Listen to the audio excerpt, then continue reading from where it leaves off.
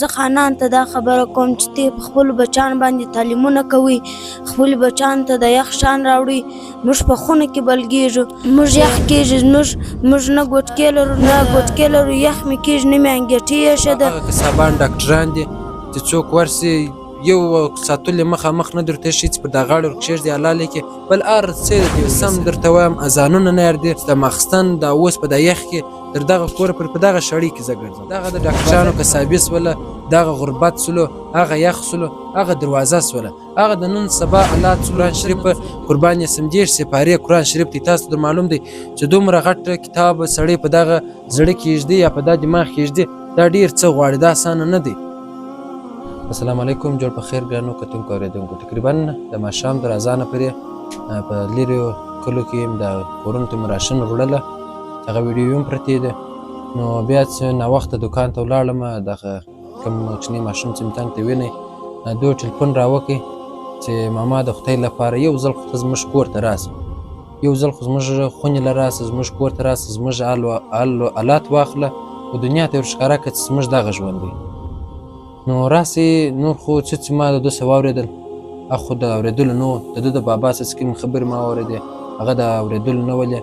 راسې دغه ماشوم د خولې څخه تاسو خپله د دوی اواز واورئ، په مسلماني، په پښتني، په اسلامي طریقه سره د دې اواز پورته کوي، د دې سره کومک مرسته وکړئ. ډېره مننه. کم ملتپال ته میسج ور واستوئ. اوس ملتپال ماښام د ماخستن اذانونه شروع دي، ملتپال زموږ کره راغلی دي، زموږ خونې ته راغلی دي. چې ملتپال موږ ته 2 واره مرسته راوړې ده، په 2 واره مرسته راوړې ده.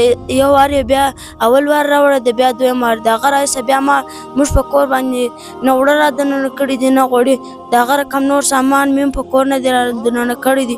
کورودان ملتپال صاحب اوس موږ کره ماخستان راغلی دي، اوړه نه لرو، غوړي نه لرو، هېڅ شی نه لرو.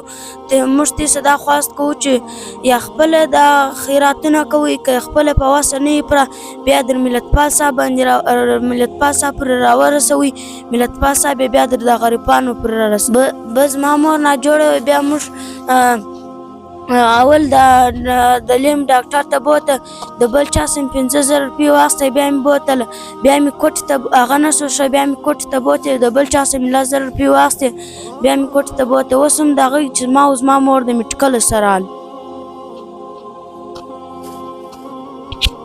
کتونکو لکه څنګه تاسو ورته ګورئ، یوې خواته دروازه بنده د غربت دی، کار روزګار ولاړ دی، بلې خواته یخ دی، یعنې دوی په کور کې وړه نسته، غوړي نسته، بره نسته، ګوټکې نسته، یعنې نه د خوراک سامان لري، نه د یخ دی سامان لري، د یخه څخه ځان په خوندي کې هغه که ګوټکې که کوټې که ګوټې هسې یو شی نه لري.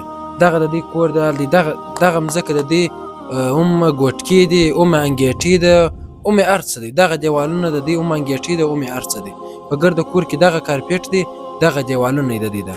دغه بلې خواته بیا مورکۍ جانې ناجوړه ده چې داسې نه چې اوس په دې کې درواغ دي یا بله ده یا بله. دغه دا دوا په 495 دغه یوه کوکه ده، دغه بله دا ده په 322 دغه بله ده، په 649 دغه بله ده. دا رقم یې نو راواخه، دا ټوله شربتانه په 355 روپۍ دغه بله ده. نن هر څنګه چې څه رقم ولس حلالېږي، چې څه رقم د دې غوښې پرې کېږي، چې څه رقم پر دې باندې سخته راځي، هغونه سخته ژوند یې دغه غریبان سره کوي. خواست کوو د دغه غریبانو اواز واورئ، د دې سره کومک وکړئ. موږ خپل انسانیت و د انساني همدردي یې بولي، هر څه چې یې بولي، دا قدم یې اخیستی دی. په بازار کې خلک ماته پیغور راکړي، وایي ملتپال صاحب دا دغونه غټه شړۍ وګوره، دا اوس دور وګوره، او ته ستا شړۍ وګوره، ته بازار کې دا شړۍ کې مال دا خو 5 منټه بازار کې په دا شړۍ کې یم، دا خو مال ته د ورځې ما په ما نه یې خبر چې په کومو ساراو کې، په کومو میدانو کې پر موټرسایکل باندې یو ځای یم، یو بل کوچنی د اکا زوی مې دی، دغه دواړه سره شړۍ دي، دواړه په دغه شړۍ کې دغه کورونه ورځو، اواز یې پورته کوو، څه خواست کوو. که دغه طالب جان دی، که نور دې کورنۍ ده، که به د چمن هر غریب دی، دا پر موږ دې باندې حق لري، باید د دې سره کومک وکړو. او بل هغه ستا د ورور ده چې اوس تا بابا جان ما ته وویله، هغه څنګه و؟ هغه حافظ ده. زما ورور ایپس کوي اوس په 19مه سپاره کې دی چې ایپس کوي. زما پلار ته پرون کوړه ورځ وویله چې د ګرد زامنان خپل پلار جوز و بادام ورته راوړي دي د دماغ دپاره. زه نه جوز لرم نه بادام لرم. دوی وایي دغه بابا جان یې په ډېره زیره خوله اوس راته وویله چې زما بچی دی در دغه کوچني څه غټ دی، حافظ دی، د قرآن شریف حافظ دی. دی د قرآن شریف حافظي کې اوس په 19مه سپاره کې دی. دی وایي چې زه پلار ته یې ماخستن پر یاد کړی ولو چې بابا جانه زموږ مدرسې ته هلکان راځي، پلرونه دوی ته جوز بادام داسې څه ورکوي چې د دوی دماغونه په تېز شي، دوی طبیعت په برابر یې. خو مګر زه چې ځم مدرسې ته وچه ډوډۍ زه ویسمه که یا شوله وریجې زه ویسمه. بابا جانه ته دې خواستې څه پیسې پیدا کړه چې ما دپاره هم دغه وکې ولي. بله د دغه کوچني ماشومه لور ده اوس هم د کیمرې سره ناسته ده. دغه ماشومه د جي بابا وایي چې زه بازار ته کلی نه سم، د بازار ته که هم ځمه د بازار نوم نه اخلمه. دا کوچني ماشومه پر ما ناره کې دا د پسه غوښې ته په غوا وایي، غوا کله کور ته راولي. یعنې دې غوښې لیدلې نه دي په دا میاشت. یاره څوک چې پر دال باندې وس نه لري، څوک د ګوټکو وس نه لري، هغه به نو دغه د کومې خوا کې.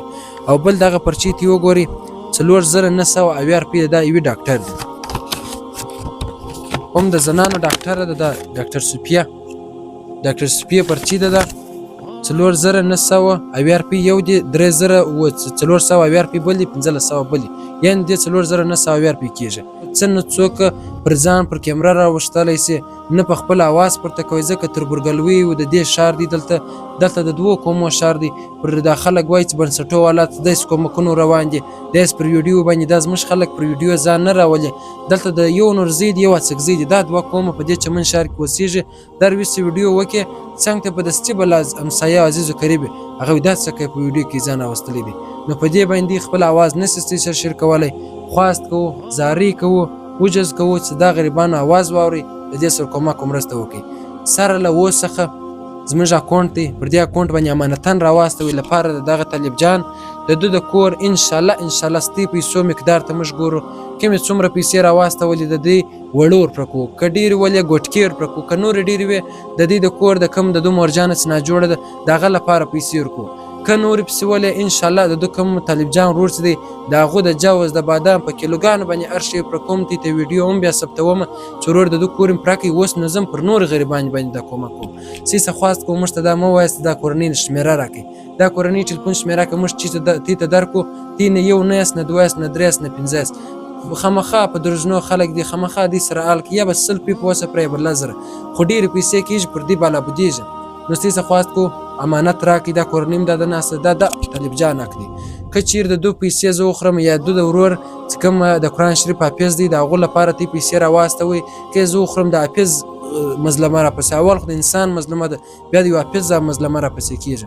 خواست کو ویډیو اوږده سوله، خو څوک د زړه فریاد بله کم در تاسو پر نسو رسوئ. د دا غریب ولس اواز واوري، د دې اواز پورته کړئ، د دې سره کومک مرسته کړئ. ډېره مننه، کور ودان.